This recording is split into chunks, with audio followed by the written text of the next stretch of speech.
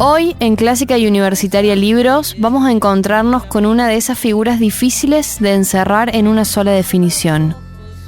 Francisco Garamona es poeta, editor, músico y cineasta.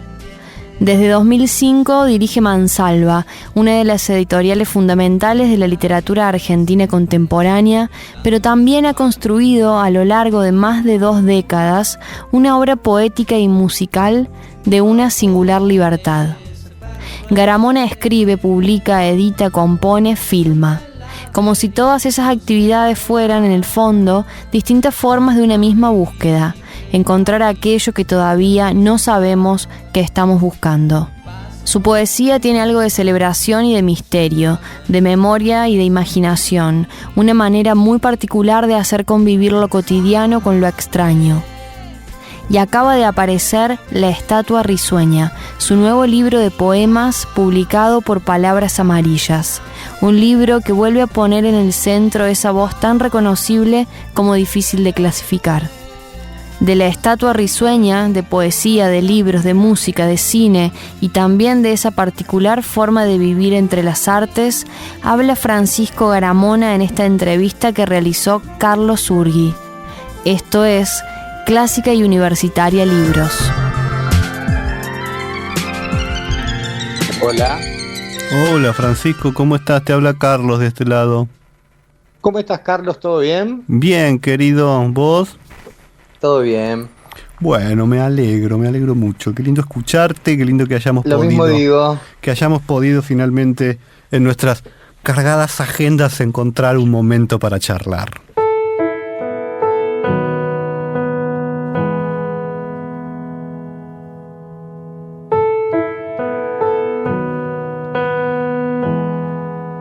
Estoy con Francisco Garamona a la distancia, ¿no? Él del otro lado y yo acá, él en Buenos Aires y yo en Córdoba. Editor, poeta, músico, cantante, actor, cineasta.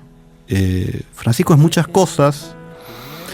Tal vez porque una vez yo le escuché decir: padezco de aburrimiento crónico, todo lo que hago es para escaparme de esa sensación. Francisco, ¿realmente tenés miedo de ese aburrimiento, de ese aburrirte, o simplemente no podés estar sin hacer nada? En un principio sí, como que siempre sentí una cuestión como que me aburría de las cosas, me aburría como de la...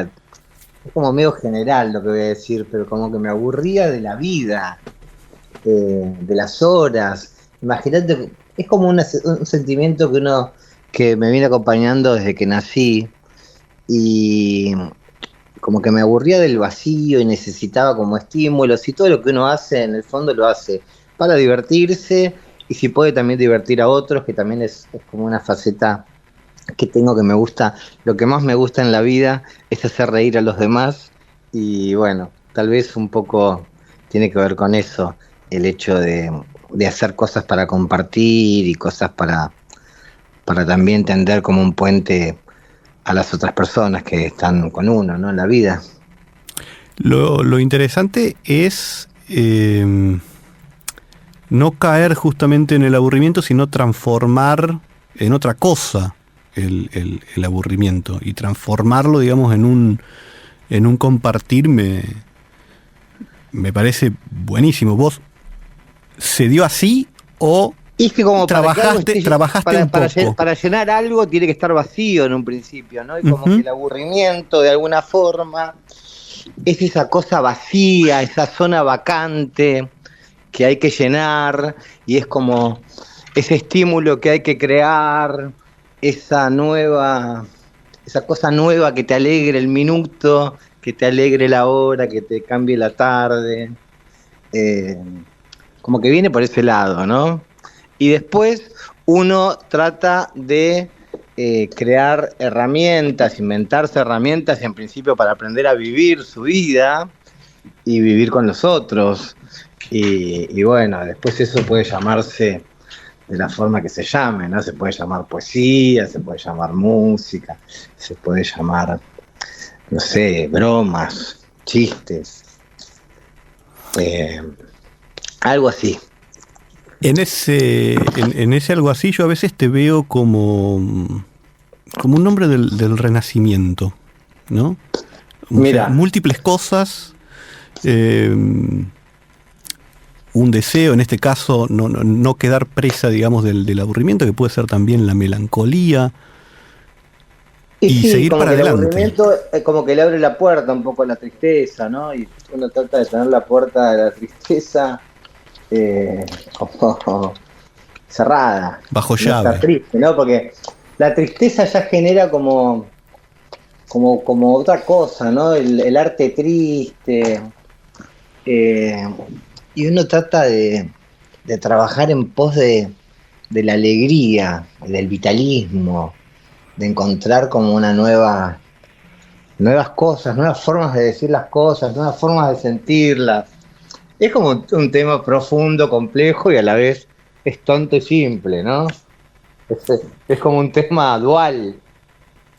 Pero esa dualidad, a mí lo que me sorprende es que no termine en vos, porque implica ese compartir, bueno, poner esa sensación, poner ese sentimiento, poner esas ganas en relación con un otro. Hacer cine, actuar o hacer música. Bueno, no es que lo creo yo, sino que creo que es una realidad, que en la obra de arte el que completa la obra es la otra persona, como que si el arte es un arte solitario y secreto, es como una fantasía más que algo real, pertenece al orden de la fantasía, y siempre la obra, para llamarla de alguna forma, me parece un poco pomposo, es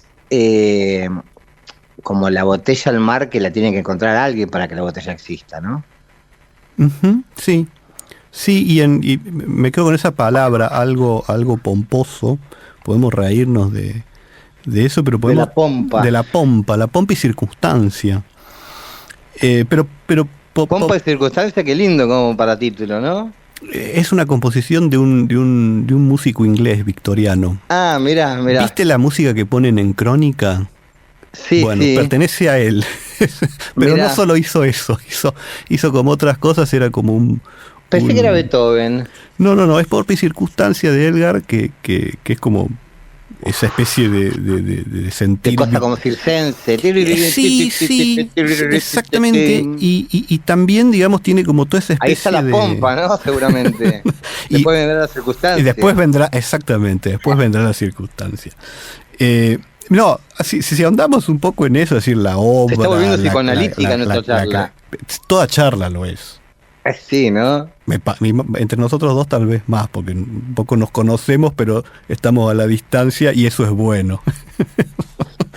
Pero yo estoy recostado en un diván, mirá vos, que... Bueno, la pregunta iba un poco hacia eso, Francisco, ¿no? Me das esa imagen y esa es tu pompa y circunstancia del momento, entonces yo puedo introducir... a veces... Yo te leo, te escucho sí. en tus canciones, te veo en las películas documentales que haces, y me da una sensación muy linda, que es que entre la palabra, ¿no? y la acción, ¿no? No hay distancia para mí, ¿no? Es como una especie de performance casi constante que pasa de una forma a otra. Y acá vendría lo pomposo. A mí me parece que retomás como un poco esa vieja utopía romántica y surrealista de unir vida y obra. Y en ese unir vida y obra, la pregunta es como muy simple. ¿Cómo es un día de Francisco Garamona para poder sostener justamente esa continuidad entre vida y obra? Un día mío, y los días míos son bastante parecidos como los de cualquier persona, ¿no? Me levanto, tengo mis hijas, una es grande, ya la otra vive un poco conmigo, un poco con la madre. Le preparo el desayuno, se va a la escuela. Después yo doy clases en mi casa. Después, pasado el mediodía, me pongo a trabajar con cosas de la editorial. Después voy a la librería. Sigo trabajando con la editorial y atendiendo la librería. Y después, de vez en cuando, se me ocurre algún poema o una canción, como que siempre hay una guitarra cerca, siempre hay gente cerca que también a uno le estimula. A mí me estimula, por ejemplo, hay personas que necesitan de la soledad y yo necesito más de la compañía. Ujú. Y pensando que la compañía, para valorar la compañía, hay que valorar la soledad también, como es algo que irrumpe, ¿no? Que irrumpe en el espacio y ahí surge la idea, ¿no? La idea de hacer una película, la idea de hacer una canción, la idea... las ideas. El otro día me preguntaban cómo había que hacer y yo decía, un pensamiento por hora. No sé qué querría decir con eso, pero me quedé con la idea. Tal vez la pompa tiene algo de misterio, ¿no? ¿Qué hay del otro lado de la pompa? Ujú. Sí, susceptible de flotar o esa pompa O de de romperse o de arrastrarse, o de romperse, o tal de cual. romperse, ¿no? Y en eso que se rompe también hay como una... Hay una cristalización. Sí, algo nuevo, algo tal vez Sí. que venga del pasado. Pero, por ejemplo, me interesa también esta idea de que decís de hay que valorar, digamos, la soledad, y eso sería un poco esa continuidad en la vida hacia poder disfrutar en compañía y poder hacer que ese pensamiento por hora se transforme en una acción, se transforme en una palabra. Vos un poco humildemente me decís que es como la vida de cualquiera. Yo me voy a permitir dudar porque me haces acordar a una frase que dijo Capote, que se malinterpretó, que se banalizó un poco, pero que sintetiza algo de la figura del artista, que es un poco lo que estamos charlando, que dice así: cuando Dios te da un don, también te da un látigo, y el látigo es para autoflagelarse.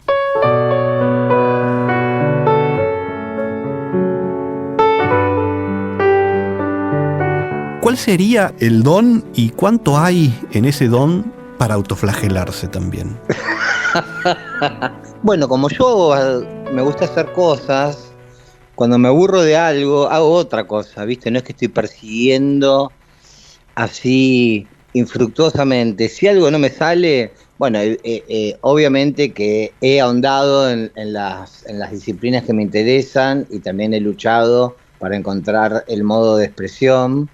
Y creo que en la lucha, decía Fowell, que para escribir hay que acostumbrarse a que hay que producir primero mucha basura, y todos tenemos nuestra basura, y después a partir de la montaña de basura hay que poder atravesarla y encontrar del otro lado como el bosque que te invita a entrar en él, y a partir de ahí está como toda la fantasía, ¿no? Como que a la fantasía hay que dominarla de alguna forma. Y creo que el látigo sería para dominar la fantasía. Claro, que esté ahí. Como si fueran fieras de un circo. Volvemos a pompa y circunstancia, ¿ves? Va a ser lo que va a sonar seguramente en esta como cortina musical. El hecho también es que vos a la fantasía le das bastantes, me animaría a decirle formas, y hasta podríamos decir procedimientos. ¿Cuándo te das cuenta que algo es una canción y no un poema?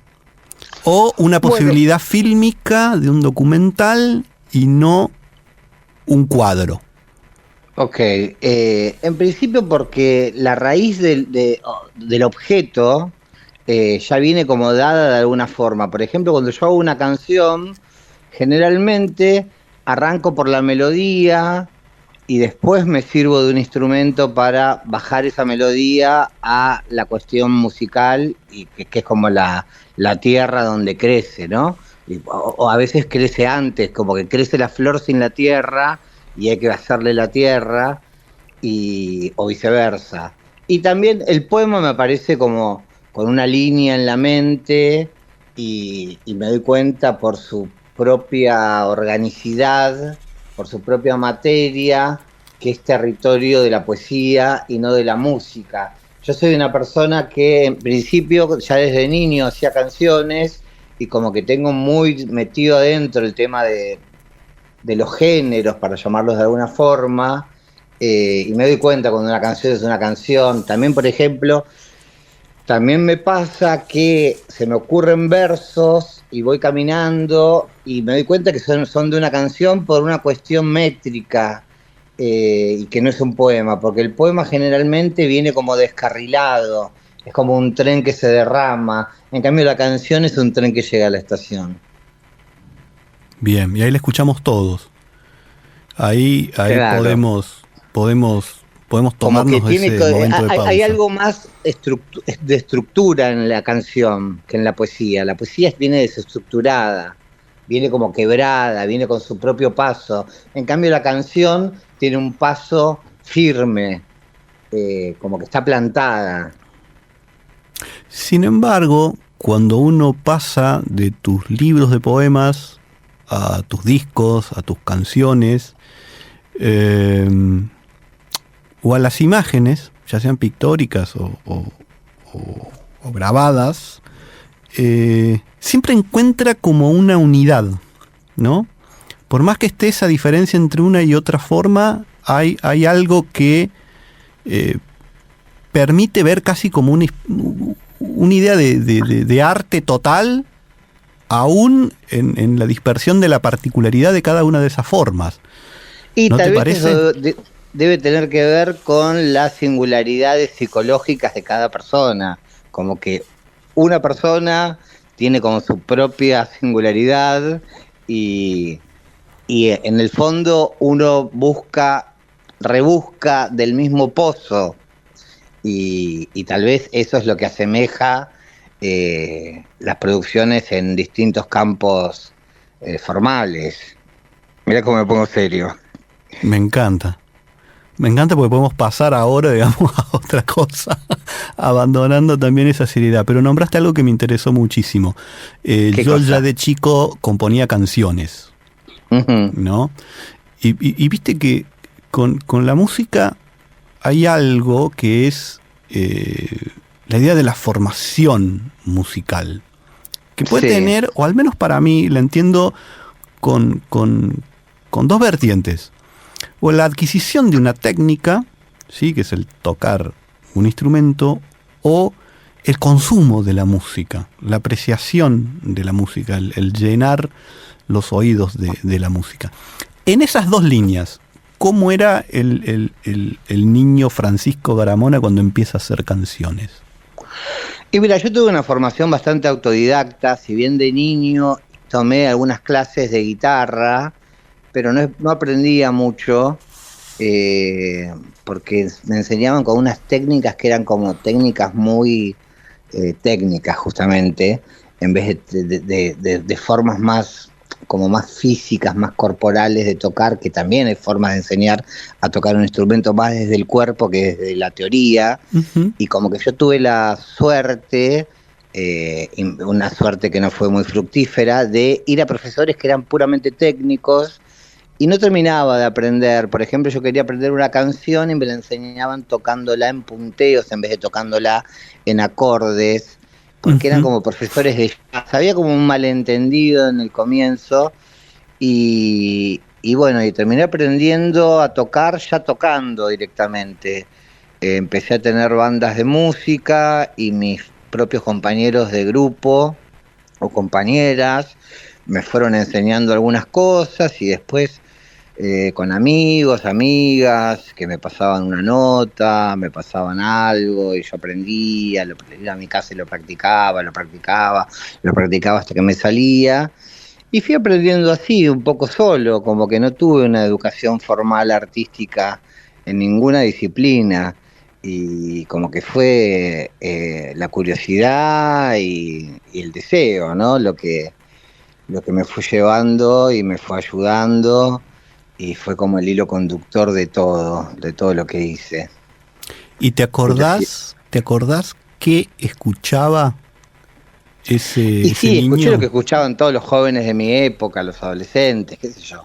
Escuchaba rock nacional, escuchaba rock internacional, eh, escuchaba música más antigua. Después escuché todo, como que me gusta toda la música. Un año más se secará en mi boca la miel. Pero en un principio escuchaba mucho rock de acá, y ahora también, ahora que igual casi ya ni escucho música, porque en un momento la gente que hace música como que igual escucho, pero tuve muchos años sin escuchar, porque como que estás pensando en otras cosas, ¿viste? Obviamente que estoy receptivo a lo que está pasando, a lo que surge, a lo que nace, pero, pero cuando uno se dedica a la música, es medio paradójico, pero no es algo que me pase a mí, le pasa a todo el mundo que hace música, como que no escucha música. Porque además la música tiene una cosa como media tiránica de que es un arte completo y que toma todo el espacio, no te podés sustraer. Por ejemplo, ahora pondremos una canción y aunque estemos hablando, la canción está pidiendo atención y, y hace que trabaje el cerebro para el lado ese, ¿no? Y uno tal vez no quiere que el cerebro trabaje bajo el influjo de esa canción porque, o sí, por eso la canción también es un arte que da mucho placer a la persona que lo escucha y que la comparte y siente algo, porque también es del orden de los sentimientos, del orden de las sensaciones, y como que debe generar dopamina, supongo, ahora pensándolo un poco, pero, pero bueno, también como genera algo muy, muy lindo y que colma de sentimiento, también a veces cuando no tenés ganas, te invade un poco, ¿no? ¿Y vos qué crees que tiene que tener una canción para que justamente ocupe el espacio? Viste que está... Amor, amor, Bien. amor. Es como una cosa del amor al sonido, a la modulación, a la experiencia. Como que cada canción es una pequeña experiencia en sí misma y es lo que a uno le da como esa especie de soplo, esa especie de alegría, ¿no? sé, como que a mí las canciones me dan alegría.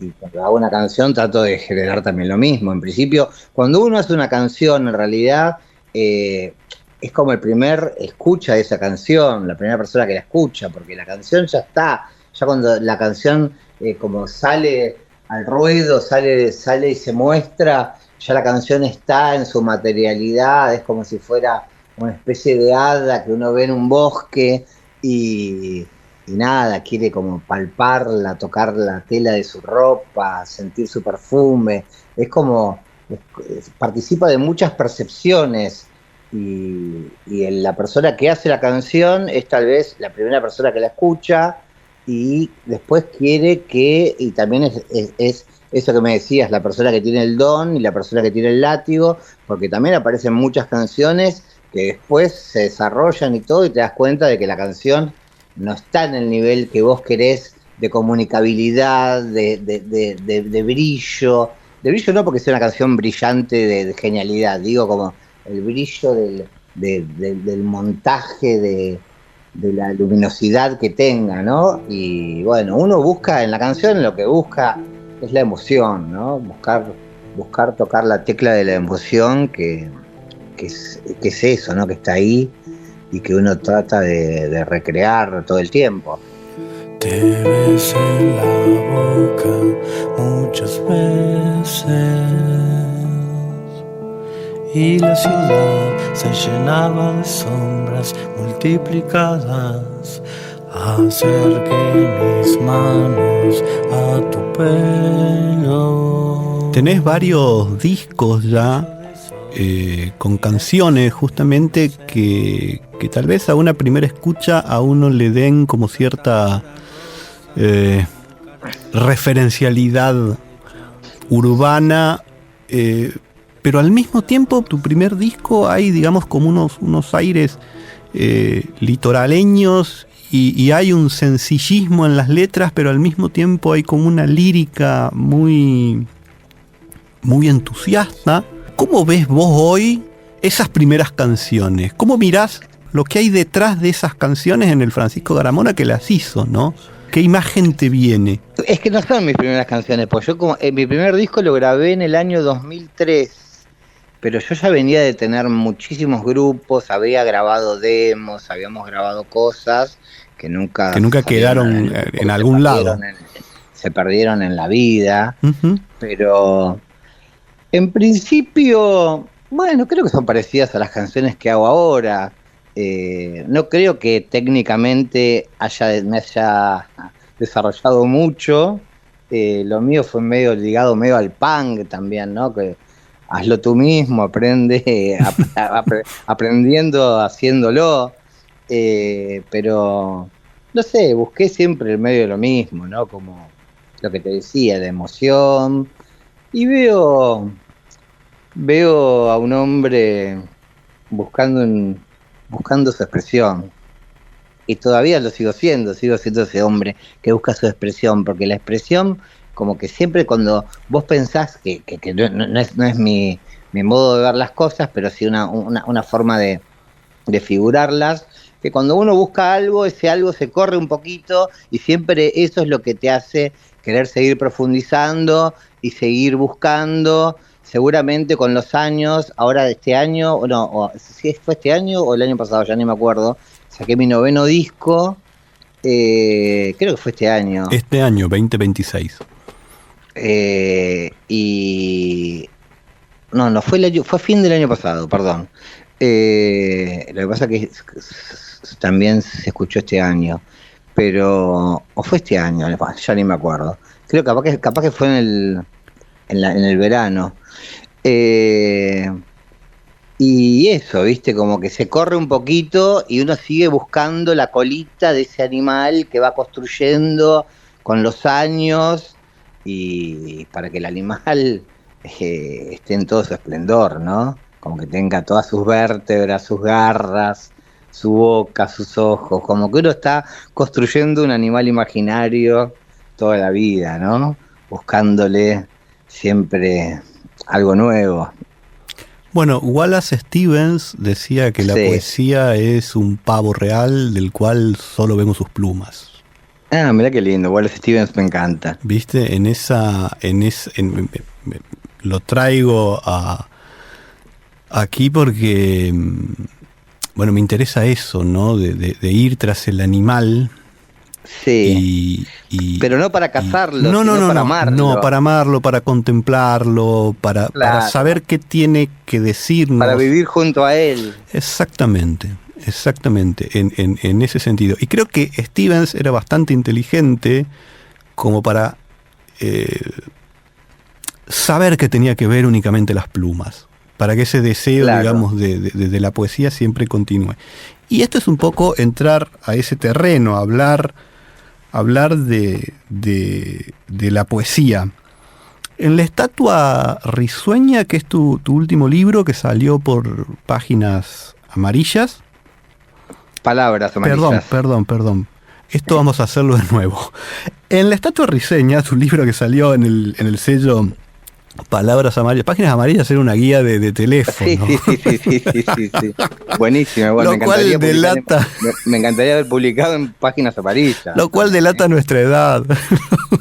Sí. No, en La estatua risueña, el último libro que sacaste, que salió en Palabras Amarillas, aparecen varios niños, ¿no? Varias escenas de infancia, que cuando lo leía me gustó mucho y me llamó mucho también la atención. ¿Es un libro en el cual hablas del niño que fuiste? ¿Que se prefigura de algún modo en el que sos hoy, que es de algún modo el que lo está llamando? Y seguramente ¿Está en esos poemas? ¿O aprovechaste también los poemas un poco para desfigurar el recuerdo de ese niño? Es muy probable eso. No me acuerdo cuáles son los poemas de niños, pero seguramente que hay un niño en todo, ¿no?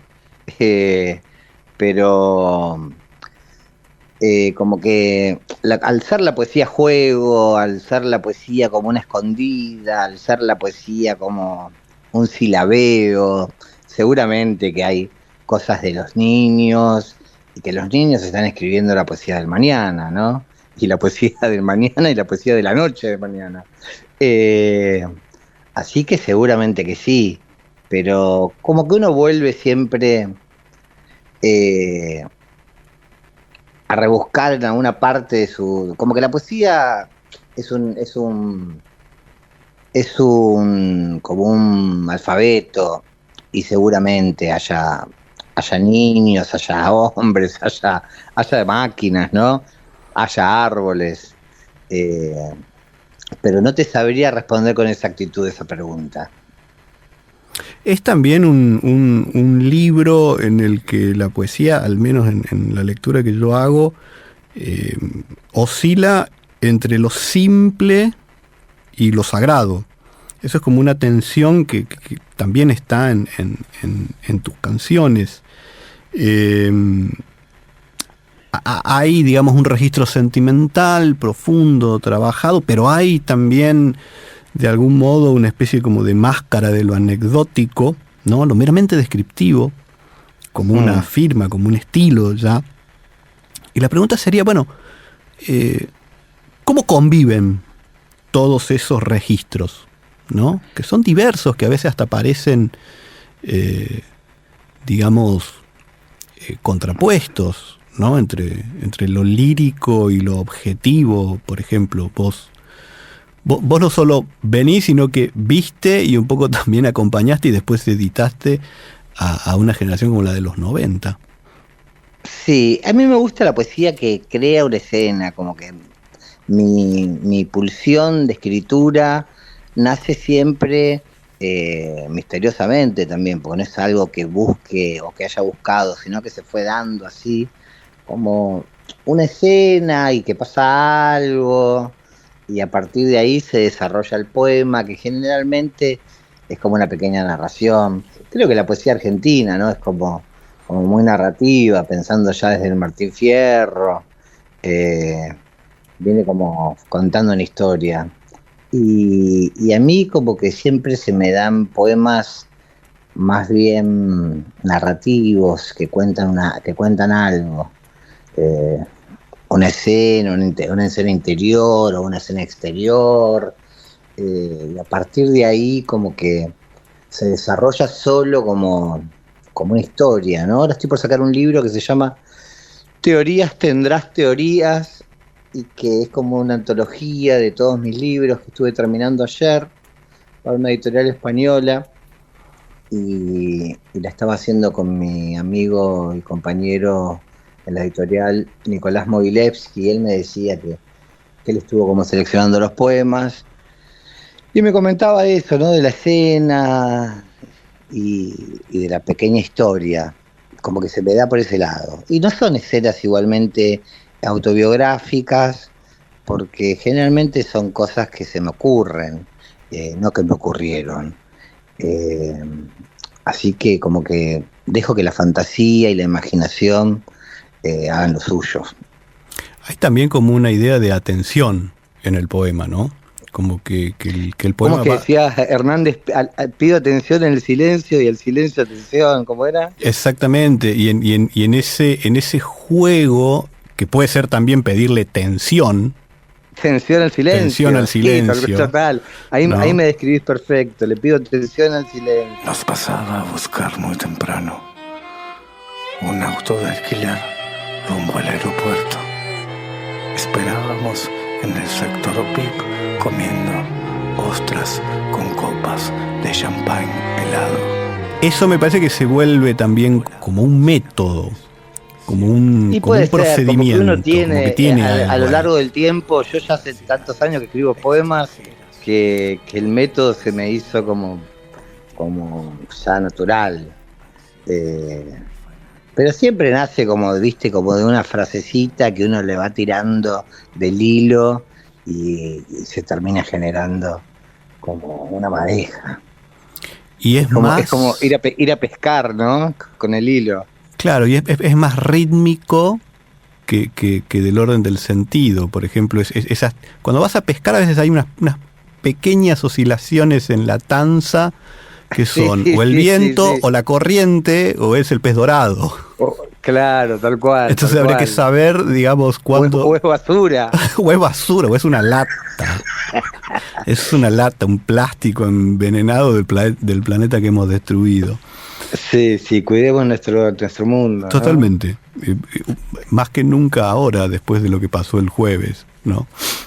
¿Qué pasó acá? Sí, total. Total. ¿Qué pasó? No, pensé que había pasado otra cosa de la que pasó, pero bueno, se logró parar un poco la ley esta, ¿no? Exactamente. Bueno, hay también algo, una fíjate cómo en la relación poesía-naturaleza, que uno en la poesía argentina, vamos a circunscribirnos simplemente ahí, puede trazar unas grandes líneas, pero cómo es tan fértil sin la necesidad de una ley. Claro. ¿No? La poesía, ¿sí? Exactamente. En esa relación no hay una sustracción total de la ley. Y un poco hemos perdido eso y tal vez la poesía tenga que restituir esa relación con el medio que hemos perdido o que se la hemos endilgado a la ley. La ley que puede proteger y la ley que puede destruir también, ¿no? Total. Viste que ahora hay como toda una onda de la ecopoesía. Claro. Yo pensaba que siempre la poesía fue ecopoesía. Exactamente, pero no necesitó un título antes. Claro. Ahora acá parece que necesitamos la normativa de algún tipo de ley, ya sea para que no se hagan las cosas o para que las cosas se hagan. Pero el principio de voluntad, un tanto como abandonado y perdido y relegado y entregado. Y fíjate vos que esos adjetivos que utilizás para las cuestiones inherentes a nuestro suelo patrio son tan... hablan de un estado de situación muy tremenda. Las mismas palabras utilizadas para la poesía, que eran abandonadas, perdidas. ¿Y qué otra palabra dijiste? Tiendo a olvidarme rápidamente de lo que digo. Yo también, Francisco. porque bueno, estamos hablando encima.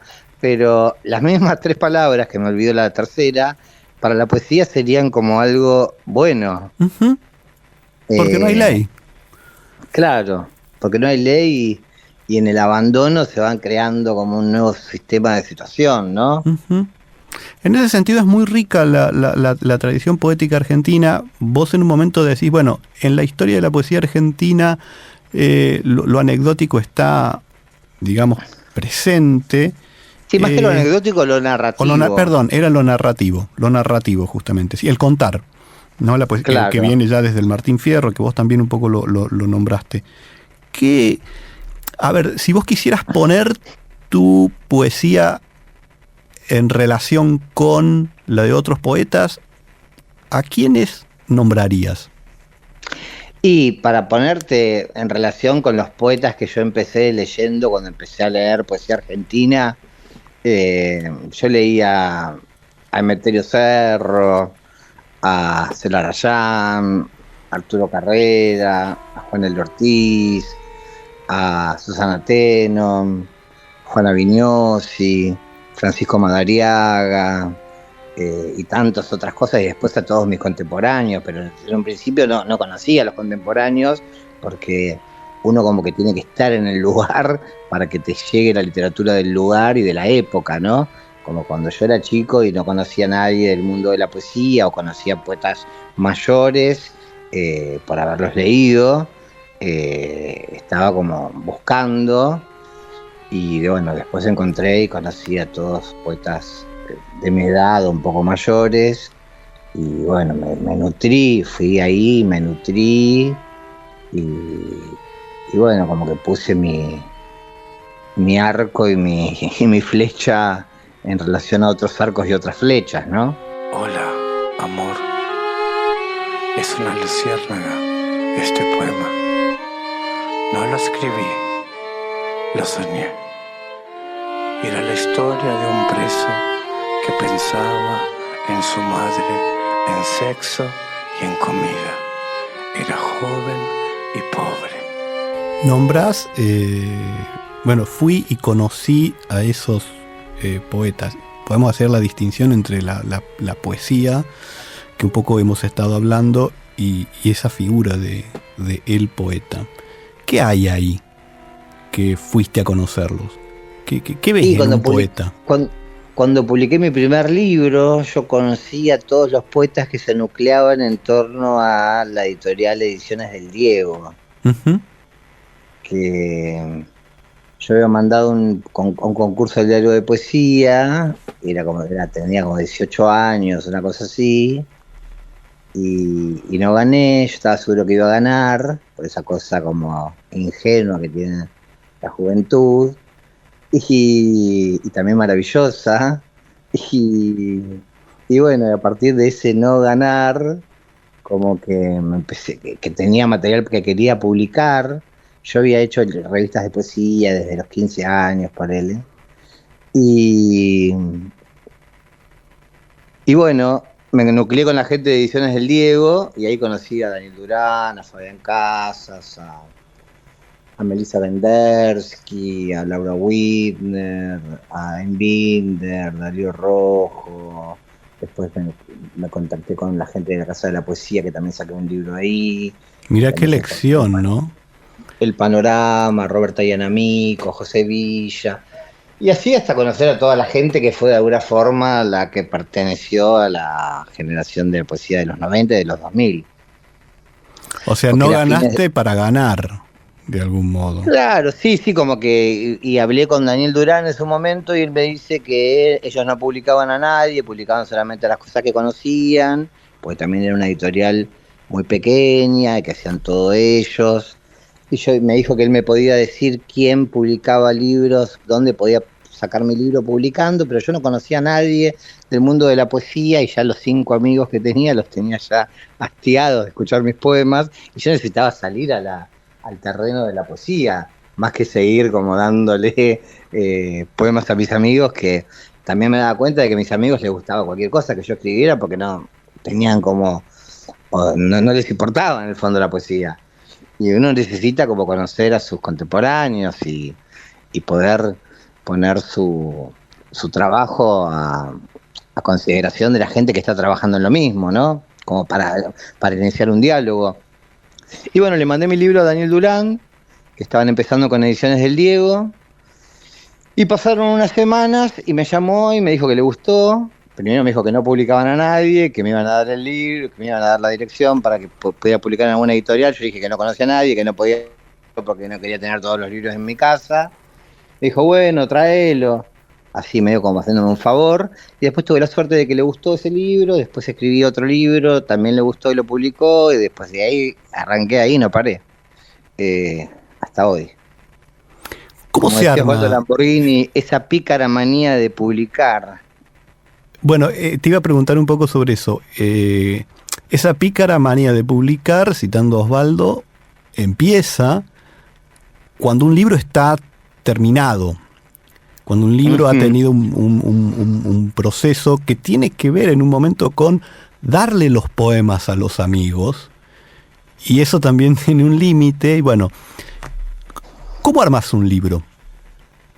¿Cómo cerrás un libro tuyo? No. Un libro tuyo puntualmente. Y mira, yo como escribo regularmente, voy escribiendo poemas en una X cantidad de tiempo, y después tengo como una pilita de poemas y elijo los que más me gustan y los publico. No tiene mucho secreto ni mucho misterio. Ya como que uno ya tiene como como que cada época, por ejemplo, el libro este que me mencionabas, que es el último que publiqué, La estatua risueña, eran poemas en prosa en un principio. Después, con el editor Javier Fernández Paupi, que es un gran amigo también, él pensó que podíamos llevarlo al verso. En un principio estaban los poemas en prosa, y él los ordenó para sacarlos y me los mandó. Yo notaba que le faltaba algo, que estaba bien, pero le faltaba algo. A mí ya con mis poemas en un principio, bueno, yo los escribo como en un rapto, no soy de estar como ahí, como urdiendo la trama, como que me viene el poema y lo escribo y ya está. Después puedo corregir un poquito más o un poquito menos, pero y los últimos años también siempre tengo una persona que me ayuda, porque también me aburre un poco, volviendo al tema de la primera pregunta, como que, no sé, como que me aburre corregir mis poemas. Así que lo que hago es, tengo una persona a un par de personas diferentes que me ayudan, las contrato por supuesto, porque me parece que todo trabajo debe tener una remuneración, y me los leen y yo los corrijo, como que soy mucho mejor oral que por escrito, me doy cuenta. Si bien los escribo primero con la grafía de la escritura, pero después oralmente como hay algo que despega, y bueno, así que la persona está sentada leyéndome el poema y yo lo voy corrigiendo mientras camino por el patio de mi casa, por la terraza, por donde fuera. Como que me asiste más en movimiento, las ideas se me presentan mejores cuando estoy parado y pensando, y en voz alta, más que con el lápiz en la mano, que también esa es otra forma. Hay muchas formas, pero bueno, como para llevarte a la que tiene como más posibilidades narrativas y más interesante de contar, ¿no? Y bueno, yo los tenía, los poemas, los había corregido, y así de esta forma, como te digo, y notaba que le faltaba algo, y le dije, no, le falta algo, no lo saquemos así del libro. Y bueno, lo sometimos a todos, mi editor me los leía, y yo iba poniéndole cositas, porque eran como narraciones en un principio, iba agregando como pequeñas escenitas, o partes que terminaban mejor la idea, o describía mejor el entorno, o le daba un aire, o le daba sombra, o le daba luz, lo que fuera que yo necesitaba, porque cuando uno escribe un poema es como una paleta de pintor también, el poema tiene su paleta, y notaba que necesitaba colores más amargos, o colores más alegres, cada poema tenía su propia necesidad, y con mi editor fuimos trabajándolos durante 1 o 2 años, en algunas sesiones, así una vez cada 2 meses, nos juntábamos una tarde-noche acá en mi casa, y bueno, de esa forma fuimos llegando a la forma definitiva, que son los poemas que se pueden leer en el libro. Aquí estoy, solo a tu lado, mujer mía que duermes. La noche es una curiosidad tímida a través de la madre selva.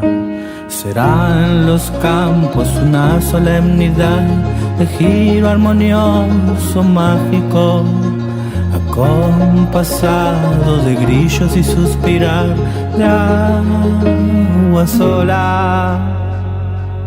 Fue un ejercicio muy lindo, ¿viste? Porque yo creo que también cuanto más personas hayan implicadas en la tarea de lectura de un libro, como que se va enriqueciendo el proceso, y se generan cosas que uno tal vez estaban inadvertidas en un principio, cuando es solamente uno el que estaba ahí escribiendo y sopesando imaginariamente el peso de las palabras y las modulaciones. Bueno, es casi como lo que decía Bataille sobre lo sagrado, que es un profundo sentimiento comunitario. No, mira qué lindo, que se nos ha vuelto síntoma, lamentablemente, porque hay como una suerte de forclusión, si uno quiere. Y bueno, en este caso lo que contás lo evidencia y lo pone en escena. Un poco es para como ir, un rito, como un ritual. Sí. Bueno, vos me contás ahí que podés dictarlo en la terraza caminando, que te sirve más que estar haciéndolo solo. Me hacía acordar, como que hay como algo físico en la poesía. Totalmente. Y mira, los últimos libros de Henry James, que son considerados los más oscuros, no solo en sus temas, sino también en la frase de Henry James, que se vuelve casi rapsódica y laberíntica, las dictaba. ¿Cuáles serían los últimos? La Fuente Sagrada, Los Embajadores, Las Alas de la Paloma, los dictaba parado parado. Mirá. Ya trabajaba con una secretaria y le dictaba, digamos, dictaba el discurrir de la novela. De la novela, ¿no? bueno, De Simenón la novela. también lo hacía, ¿no? Exactamente, entonces por eso me remite a esa instancia de lo sagrado y también un poco algo del ritual. Para ir cerrando... Sí, y hay algo como que se suelta, como que se vuelve más telepatía el poema. Hay como una telepatía que es oral igual. Claro, porque empieza por la voz, empieza por esa música que no tiene sentido, y está muy bien que no tenga sentido, una musiquita, diría uno, y después eso, me gusta también lo que decís sobre la necesidad de que el poema tenga una paleta de colores, ¿no? Porque eso hace también a una paleta que el mismo poeta la va trabajando. A esa paleta. Claro, bueno, y la tapa de este libro tiene como mucho que ver porque es ese enanito de Max Cachimba en un bosque como de espinos, como una cosa media... Que no es un jardín donde... No es un jardín, claro, es como un lugar extraño, ¿no? Parece como un jardín de otro planeta. Los bosques que perdemos, aparte. Los bosques perdidos. ¿No? Para ir cerrando, sí. Francisco, ahora sí, no te voy a preguntar lo que todo el mundo te pregunta, que es ¿cómo se originó Mansalva? Debe ser tu pregunta, muchachos de papel, viste que no la querés tocar. Igual. ¿Cómo viene Mansalva? ¿Cómo sigue? ¿Qué estás haciendo ahora? ¿Qué va a salir en Mansalva? ¿Cómo es un día de trabajo en Mansalva? Porque no estás solo, hay gente, hay un equipo también. Sí, y nosotros hacemos todo por una cuestión de, el principio de poder abaratar las cuestiones y también porque nos gusta hacer las tapas, nos gusta hacer la corrección, hacer todo, ¿no? Como que yo siempre pensé que cuanto menos uno dependiera de una estructura externa, más podía tener libertad de elección y libertad de movimiento, y siempre como que la editorial funcionó en una pequeña librería, con lo cual te ahorrabas un alquiler de una oficina, y también aprender uno a diseñar, aprender a hacer las tapas, aprender los programas y demás, que fue desde el comienzo la idea, en principio para abaratar los costos, porque es una editorial como con muy pocos medios, y para poder persistir en el tiempo, ¿no? Porque cuanto más cargas la cuestión con cosas, más difícil se hace. Pero bueno, viene como vienen todas las editoriales de Argentina, bastante mal, pero con las mismas ganas de comienzo. Seguir publicando, seguir sacando cosas, publicar nuevos autores, publicar obras perdidas, redescubrir cosas que han quedado en el tiempo, y mirando para adelante y con alegría y con agradecimiento a toda la gente que nos acompaña y nos ha acompañado todos estos años. Y así, ¿viste? Como viviendo una fantasía también, porque a mí siempre me gustó la idea de tener una editorial y lo pude lograr. Bueno, Francisco, muchas gracias por tu tiempo, por prestarte a la entrevista y por tus palabras.